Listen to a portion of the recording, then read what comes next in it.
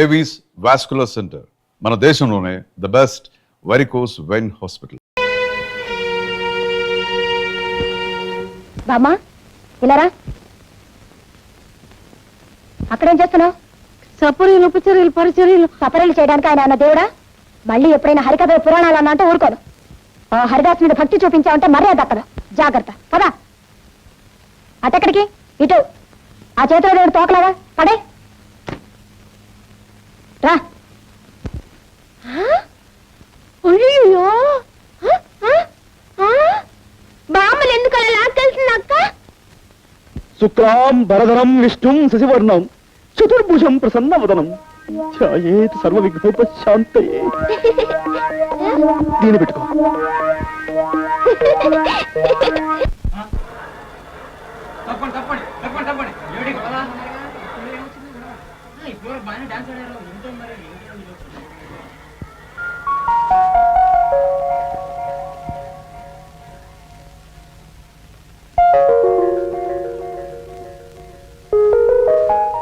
బాబు, వయసులో చిన్నవాడివైనా పాండిత్యం ఉట్టిపడుతూ నువ్వు చెప్పే హరికథ వింటుంటే నాకెంతో ముచ్చటేసిందయ్యా. అదంతా మీ అభిమానం బామ్మగారు. మరేమో నా మనవరాలు నువ్వు దగాకోరివి మోసగాడివి అంటుందయ్యా. నిన్ను చూశాక నాకు నమ్మబుద్ధి కావటం లేదు. లేదు బామ్మగారు, మీ మనవరాలు చెప్పిందే నిజం. అసలు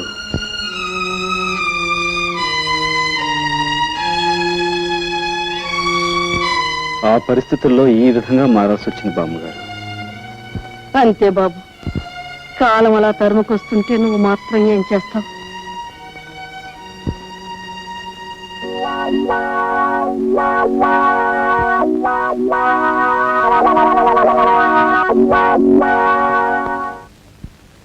భయమే నీ శత్రువు ఓ మనిషి, భయమే నీ మృత్యువు. ఈ మాయగాడి వేషాలకు మోసాలకు అంతం లేకుండా పోతుంది. ఇంట్లో లేకుండా చూసి ఇతని గదంతా గాలించి గుట్టుమట్టులు బయట పెట్టాలి.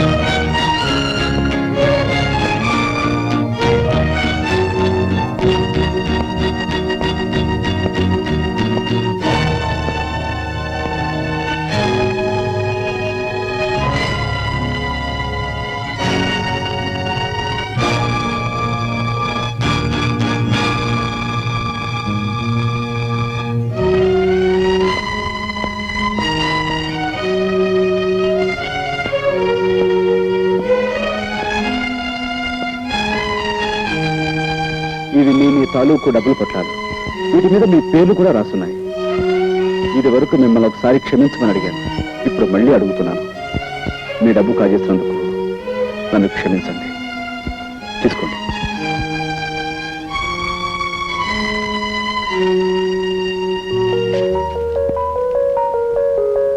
ఏమో పోలీసులకు ఫోన్ చేసినా మా డబ్బు మాకు రాత్రి పరిస్థితి తెలిసిపోయింది. కానీ మమ్మల్ని చూడగానే ఎవరి డబ్బు వాళ్ళ చేతిలో పెట్టమని నువ్వు నాకు ఇచ్చావంటే చాలా గొప్పవాడు పోయి, చాలా గొప్పవాడివి, అతి మంచివాడు పోయి నువ్వు. థ్యాంక్స్ అండి. Thank you sir. ఆగు. నువ్వు అనుకున్నట్టు అతను పచ్చి దొంగే అయితే ఎవరి దగ్గర ఎంతెంత కాజేశాడో లిస్టు రాసి తన గదిలో ఉంచుకునేవాడా? అదే తనకు మంచి రోజులు రాకపోతాయా, ఎవరై వాళ్ళకి ఇచ్చేయలేకపోతామా అనుకున్నాడు. ఈ రోజు దొంగతనంగా నువ్వు ఆ లిస్టు కాస్త కాజేసి వాళ్ళందరినీ ఇక్కడ హాజరుపరిచి గొప్ప పని చేశాను అనుకున్నావు. అదే ఇప్పుడు వాళ్ళందరికీ నీకంటే అతనే గొప్పగా కనిపిస్తున్నాడు. అడు చూడు, అతనేమిటో అతని పరిస్థితి ఏమిటో నీకు తెలిస్తే నువ్వు ఇంతగా అతన్ని ద్వేషించేదానివి కాదమ్మా. అమ్మా, ఏమీ తినకే ఈ నీరసం. మీకే జబ్బు లేదు, ఏ మందులు అక్కర్లేదు. నా మాట విని కాస్త ఎంగిలి పడమ్మా. మంగి, జబ్బు మనిషికి అన్నం పెడుతున్నావా? అది చావాలనే బతకాలనే? పోతకి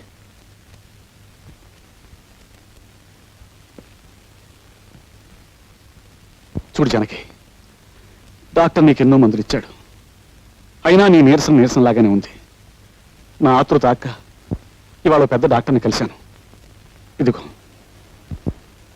ఆయన ఈ మందు ఇచ్చాడు, డ్రాప్స్.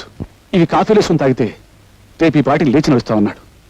అన్నట్టు నీకు కాఫీ అంటే ఇష్టం కదా, ఉండు కలుపుకొస్తాను, అందులో వేసి తాగుదు కానీ.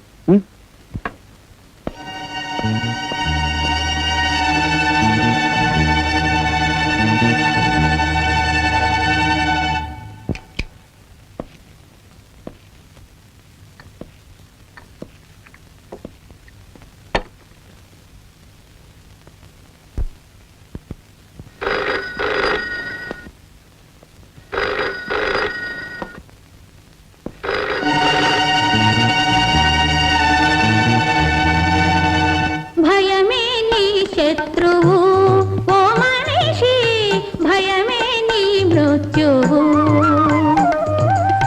ఆపదలేవో పైబడు వేళ ఉండవలసినది గుండె ధైర్యము, ధైర్యమే ఐశ్వర్యము. ఓ మనిషి, ధైర్యమే నీ విజయము.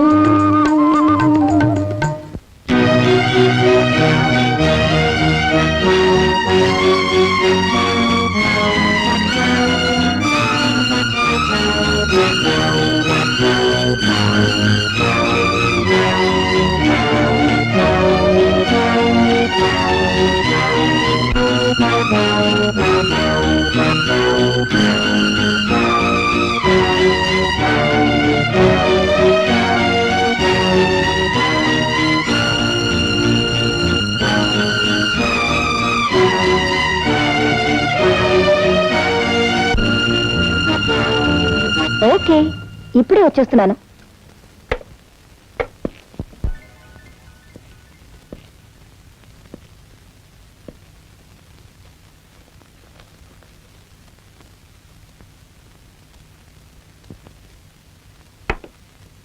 జానకి, జానకి రే, కాఫీ తీసుకో.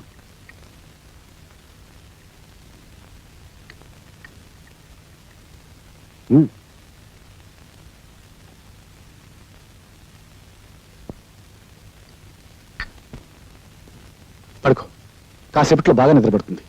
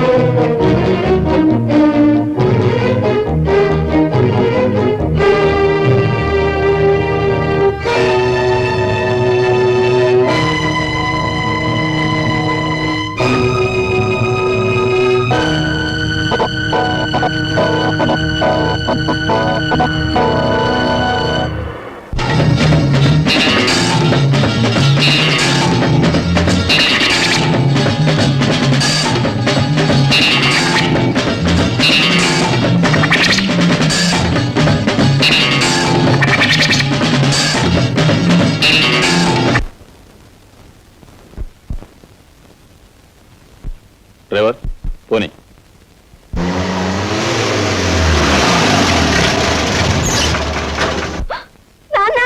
అమ్మా ఏం జరిగిందమ్మా?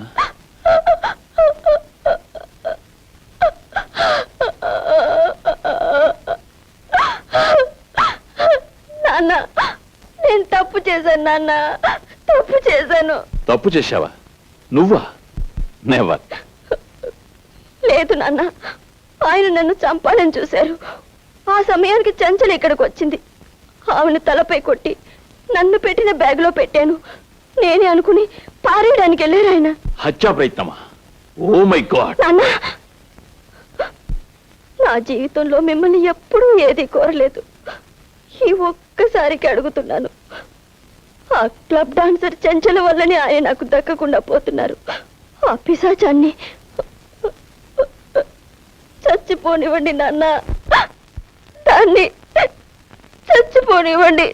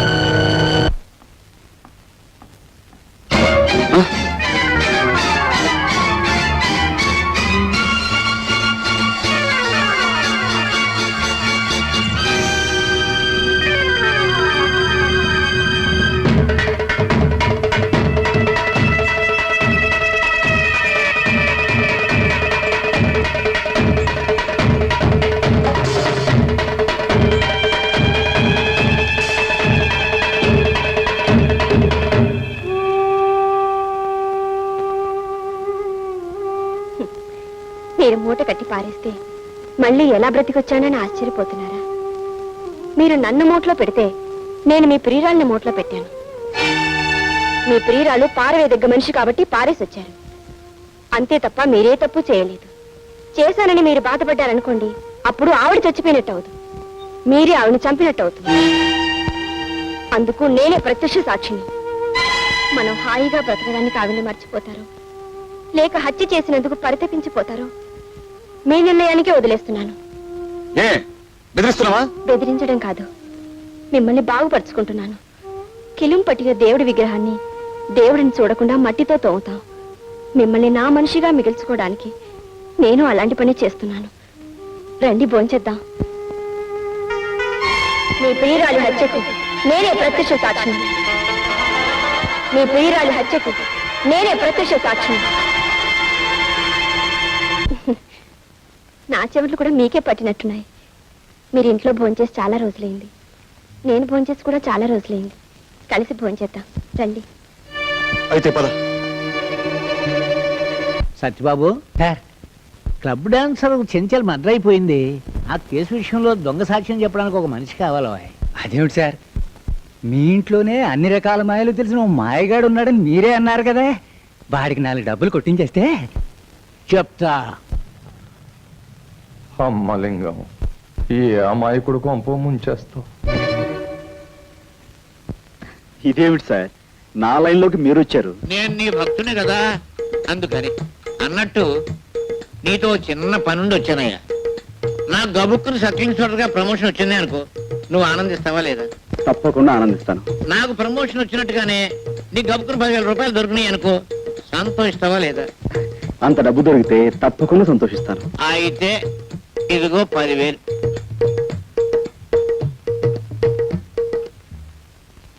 Sorry sir. అదే వద్దన్నాను. పెద్ద పని ఏం కాదు, చిన్న పని. ఒక కూని కేసులో నువ్వు అక్కర్లేదు, ఇంత సాధ్యం చెప్తే చాలు. సారీ అండి, నేను ఆ జీవితం నుంచి బయటపడ్డాను. ఇదిగో ఆ మాటే అనొద్దన్నాను. అయ్యో, 64 కళ్ళు అరిచేతిలో పెట్టుకునేవాడివి నాయన. బాబు, ఇదిగో నాయన, నా బాబు కాదు, బాబుగా. నన్ను క్షమించండి, నా గత జీవితానికి దూరంగా బతకాలనుకుంటున్నాను. ప్లీజ్ వెళ్ళిపోండి. నువ్వు డబ్బు తిరస్కరిస్తున్నావు. ఒక చిన్న అబద్ధానికి 10,000 రూపాయలు ఇస్తున్నాను, అందులో సవరించడం చేత్తో ఇస్తున్నాడు. నీవు జీవితంలో ఈ డబ్బు కాదన్నావు అంటే చాలా అప్రయోజకుడు అయిపోతావు. బాగా ఆలోచించుకో. వస్తాను. నేను గుమ్మం దాటి వెళ్ళానంటే మళ్ళీ తిరిగి రాను. ఏమంటావు? మిమ్మల్ని గుమ్మం దాటి వెళ్ళిపోమంటాను. 30 రూపాయలు కొడుగా. ఎంత? 30 రూపాయలు శీఘ్రం కొడుగా. నేను దస్తే కొడవను. నువ్వు కొడవమన్నంతా కొడవడానికి నేనేం వెర్రివెధలా కనబడుతున్నానా? రైల్వే స్టేషన్ నుంచి చచ్చిన తహసీల్దార్ గారింటికి నీకు 30 రూపాయలు కొడవాలా? 3 రూపాయలు కొడుస్తాను. కుడుచుకుంటే కుడుచుకో, కొడకపోతే మానుకో. యో మీటర్ పారయ్యా. నేను దస్తే పారను. నువ్వు పారమన్నప్పుడల్లా పారడానికి నేనేం వెర్రివెధని అనుకున్నావా? బెజవాడి నుంచి ఇక్కడికి రైల్లో వస్తే ఆ పెట్టెలో నెత్తి మీద 4 పంకాలేశారు, కూర్చోడానికి దిమ్మ చెక్క లాంటి బల్లేశారు, కాలు మడుచుకోవడానికి శుభ్రమైన గది కట్టారు, బాతాగాన్ని కొట్టుకోవడానికి చుట్టూరా బోళ్ళంత మంది మనుషులు. మనం చదవాలనుకుంటే ఎదంటి వాడి చేతిలో పేపర్ ఉంది. ఇన్ని సౌకర్యాలు చేసి వాళ్ళు చేసిన ఛార్జీ ఎంత? అంతా కలిపి 25 లోపు. మరి నువ్వు నన్ను ఈ డొక్కులో పడేసి డబ్బాలో గులకరాయి ఆడించినట్టు ఆడించావు. పట్టుమని 10 మైళ్ళు తిరగలేదు. నీకు 30 రూపాయలు కొడవాలా? చెమ్ముతో కొట్టానంటే శాంతానికి సిద్ధమైపోతావు కదా అప్పీరుగా. నీకు దమ్మిడి ఇవ్వను. నీ దిక్కులో తోడు చెప్పుగా పాదలుమా. పల్లెటూరు వాడు కదా అని అతను మోసం చేస్తావా? మన ఊరు పరువు తీస్తున్నావు కదా. ఆయన ఎంత ఇస్తే అంత తీసుకుని మర్యాద వెళ్ళి అలా పెట్టు గడ్డి వేద హప్పి. అయ్యో అయ్యో అయ్యో உங்களுக்கு ஒரு வணக்கம், உங்க அப்பாவுக்கு ஒரு வணக்கம். నోర్మై, నా అప్ప సంగతి నీకెందుకురా? దాని ఇష్టం అది ఎవరితో లేచిపోయింది. చెంబుతో కొట్టానంటే శాంతానికి సిద్ధమైపోతావు కదా హప్పిని. ఏమనుకున్నావో? భలే వాడువాయా బాబు, భలే చావుగిరాకి తగిలింది పొద్దున్నే. నువ్వు వద్దు, నీ డబ్బులు వద్దు. వీడి సుత్తి కాదు బాబు రంపం. ఉప్పిరుగే కదా ఉప్పిరుగే.